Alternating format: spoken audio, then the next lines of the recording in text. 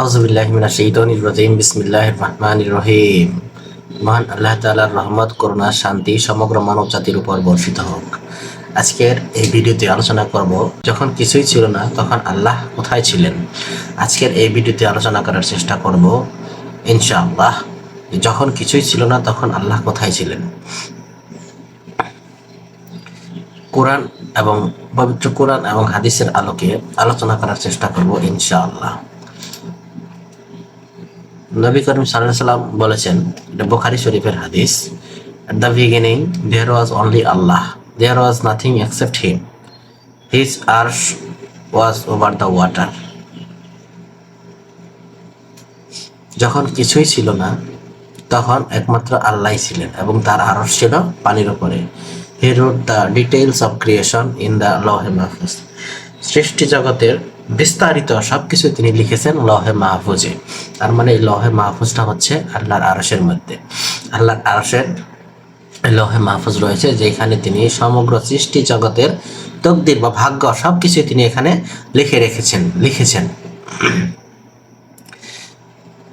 আর পবিত্র কোরআনুল কারীমের এই 11 নম্বর সূরার 7 নম্বর আয়াতে আল্লাহ তাআলা বলেছেন, it is he who created the skies and lands, the universe, আমাদের এই মহাবিশ্ব। তিনি আল্লাহ, যিনি সৃষ্টি করেছেন আসমান এবং জমিন 6 দিনে, এবং তার আরশ, হিজ আরশ ওয়াজ ওভার দ্য ওয়াটার, তার আরশ ছিল পানির উপরে।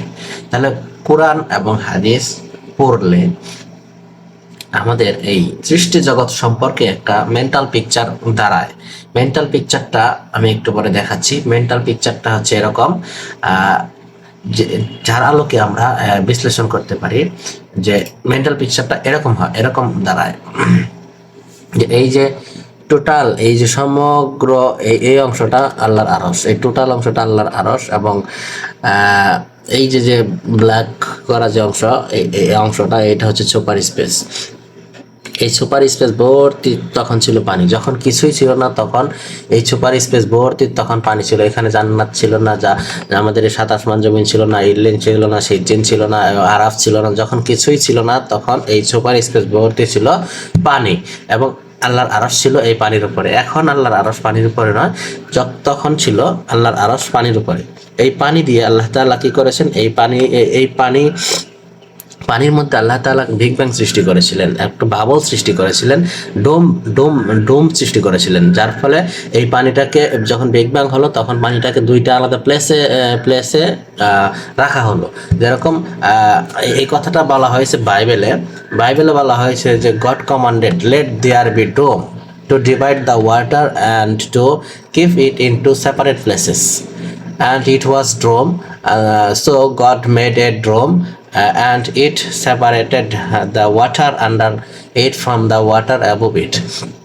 তাহলে এইখানে কি হয়েছে, একটা বিগ ব্যাং সৃষ্টি হয়েছিল এবং পানিটাকে দুইটা সেপারেট প্লেসেসে রাখা হয়েছে। একটা হচ্ছে এই জান্নাতের বর্ণনায় আমরা শুধু দেখব পানি আর পানি। বিপুল পরিমাণ পানির প্রয়োজন হয়েছে জান্নাতের প্ল্যানেট সৃষ্টি করতে। একেবারে সবচেয়ে যে গরিব বেহেশতি সে পাবে এই দুনিয়ার 10 গুণ সমান জান্নাত। এই জান্নাত তৈরি করতে আল্লাহ তাআলা কি প্রয়োজন হয়েছে, আল্লাহ তাআলা বিপুল পরিমাণ পানির প্রয়োজন হয়েছে। জান্নাতের বর্ণনায় শুধু দেখবেন ঝর্ণাধারা, নদী, এগুলোর কথা বলা হয়েছে। তাহলে এই জান্নাত তৈরি করতে এই পানিটাকে খরচা হয়েছে। আল্লাহর আরশ যে পানির উপরে ছিল, এই সুপার স্পেস ভর্তি যে পানি ছিল, তখন এই সুপার স্পেস ভর্তি পানি দিয়ে আল্লাহ তাআলা জান্নাত সৃষ্টি করেছেন। এই জান্নাত, এটা একটা জান্নাতের অংশ, এটা দেখানো হয়েছে মেন্টাল পিকচার হিসাবে যে এরকম।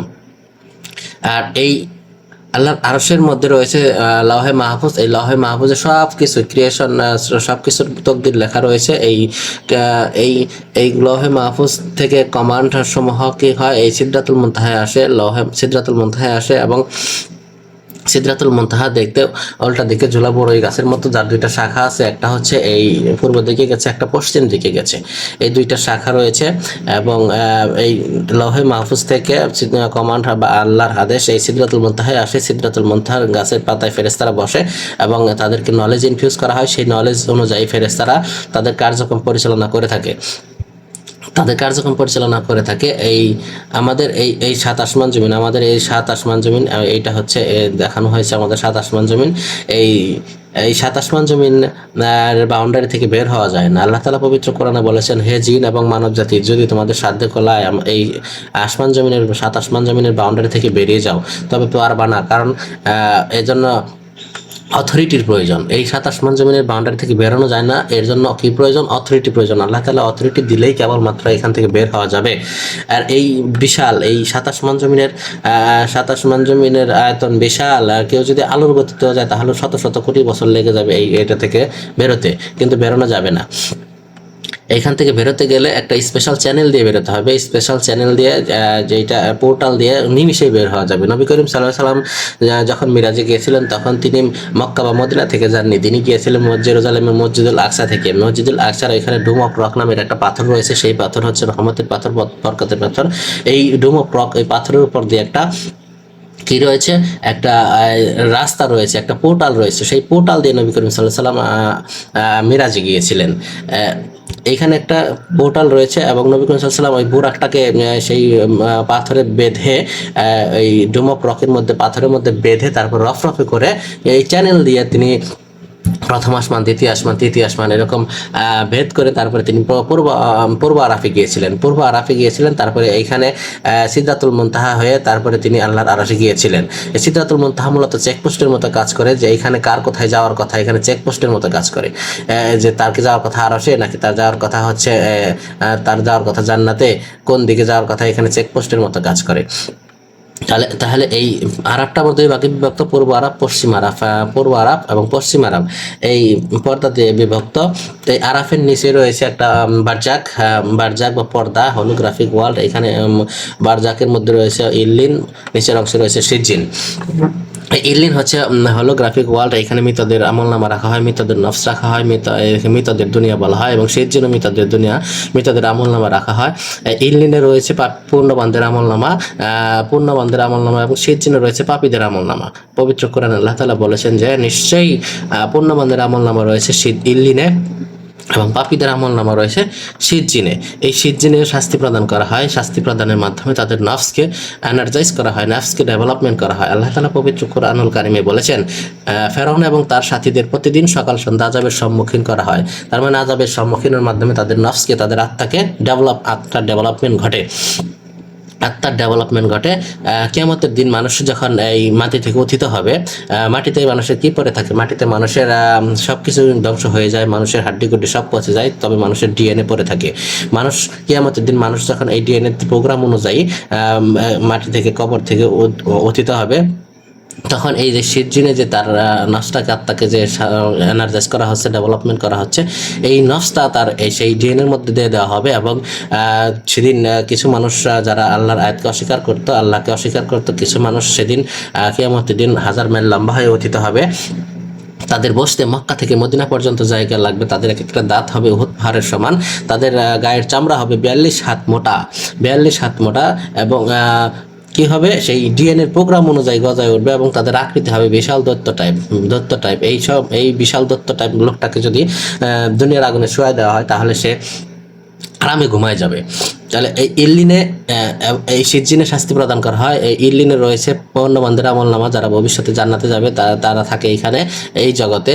এখন এই বারজাকটা তৈরি করা হয়েছে মূলত এই দুইটা ওয়ার্ল্ড, একটা হচ্ছে আমাদের 7 আসমান জমিন, এই সামাওয়াত, আর এটা হচ্ছে জান্নাত।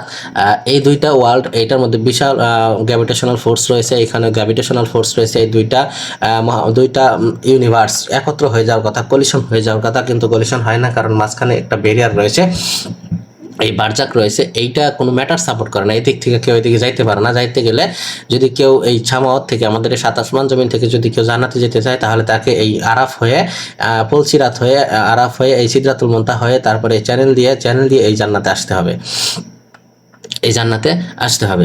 এইটা এই আরাফটা দুই ভাগে বিভক্ত, পূর্ব আরাফ এবং পশ্চিম আরাফ। এই পূর্ব আরাফের হেড ফেরেশতা মালিক এবং পশ্চিম আরাফের হেড ফেরেশতা হচ্ছে রিজওয়ান।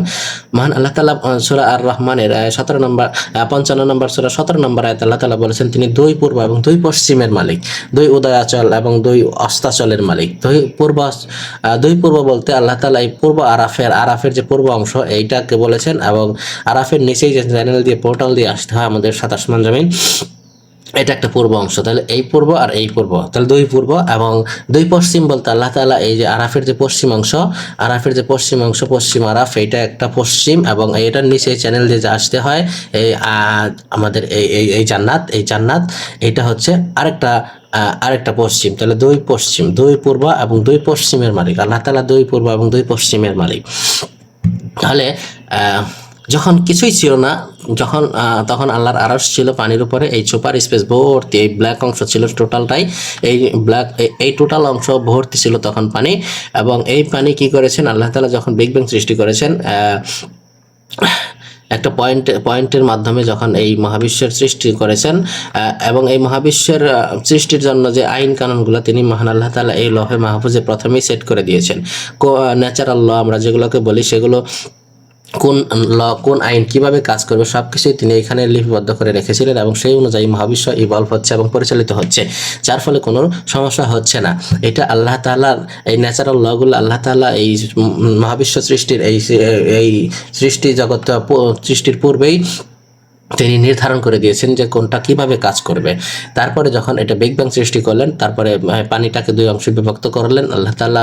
বেশিরভাগ পানি রাখলেন জান্নাতে, এবং কিছু পানি আমাদের এই সামাওয়াতে রাখলেন, এবং দুইটা প্লেসেস, দুইটা আলাদা স্থান তৈরি করলেন। এবং এই 7 আসমান জমিন আমরা যে সামাতে বসবাস করি, এইখান থেকে আরশে যাইতে গেলে এই 7টা স্ফেরিক্যাল ওয়েভ রয়েছে, এবং এই যে পেঁয়াজের মতো যে স্তরে স্তরে বিন্যস্ত রয়েছে 7টা আসমান, এগুলো ভেদ করে তারপরে হচ্ছে চ্যানেল দিয়ে, পোর্টাল দিয়ে পূর্ব আরাফ হয়ে, তারপরে এই চেকপোস্ট হয়ে এইখান দিয়ে এই জান্নাতে যাওয়া যাবে। বিচারের সময় হাসরের দিনে কিছু মানুষ এই আরাফে আটকায় যাবে, পরবর্তীতে আল্লাহ যখন কমান্ড করবেন তখন এই সিদরাতুল মুনতাহা ছেড়ে দিবেন, তখন তারা আবার এই জান্নাতে চলে যাবে। তাহলে এই আরশের মধ্যে আল্লাহর লৌহে মাহফুজ রয়েছে, আল্লাহর কুরসিও রয়েছে। এই লৌহে মাহফুজের মধ্যে লৌহে মাহফুজে সব কিছু লিপিবদ্ধ রয়েছে, এভরিথিং এখানে ডিটেল লিপিবদ্ধ রয়েছে। এবং এইখান থেকে কমান্ড সমূহ এই সিদরাতুল মুনতাহায় আসে। সিদরাতুল মুনতাহার দেখতে উল্টা দিকে ঝোলা বড়ই গাছের মতো, এবং এইটার দুইটা শাখা, একটা পূর্ব দিকে গিয়েছে, একটা পশ্চিম দিকে গিয়েছে। এই দুইটা এই শাখার মধ্যে ফেরেশতারা বসে। এইখানে বিশাল বিশাল ফল রয়েছে, এবং হাতির কানের মতো, নবী করিম সাল্লাল্লাহু আলাইহি ওয়াসাল্লাম বলেছেন যে হাতির কানের মতো একটা পাতা, বিশাল বিশাল পাতা। এই পাতায় গিয়ে ফেরেশতারা বসে, এবং তাদেরকে নলেজ ইনফিউজ করা হয়। সেই নলেজ নিয়ে ফেরেশতারা কি করে, তাদের কার্যক্রম পরিচালনা করে থাকে। কেউ আসে এই জামাতে 7 আসমান জমিনে, কেউ যায় জান্নাতে। এখান দিয়ে ফেরেশতারা কার্যক্রম পরিচালনা করে থাকে, এবং এই সুপারিশ পেশ ভর্তি কি ছিল, তখন পানি ছিল। যখন কিছুই ছিল না, তখন আল্লাহর আরশ, এই আরশ আল্লাহর বিশাল সাম্রাজ্য, এই আরশের আয়তন সীমানা বিশাল, এটা কল্পনাতীত, কত বড়, কত বিশাল, এটা কল্পনার বাহিরে। তাহলে এই আরশ ছিল আল্লাহর পানির উপরে, এবং এখন আর পানির উপরে নেই। এখন সেই পানিগুলোকে কি করা হয়েছে, সেপারেট করা হয়েছে, এবং যার পানিগুলো দিয়ে জান্নাত সৃষ্টি করা হয়েছে। তো আজকের আলোচনার বিষয় ছিল যে যখন কিছুই ছিল না, তখন আল্লাহ তাআলার আরশ ছিল পানির উপরে।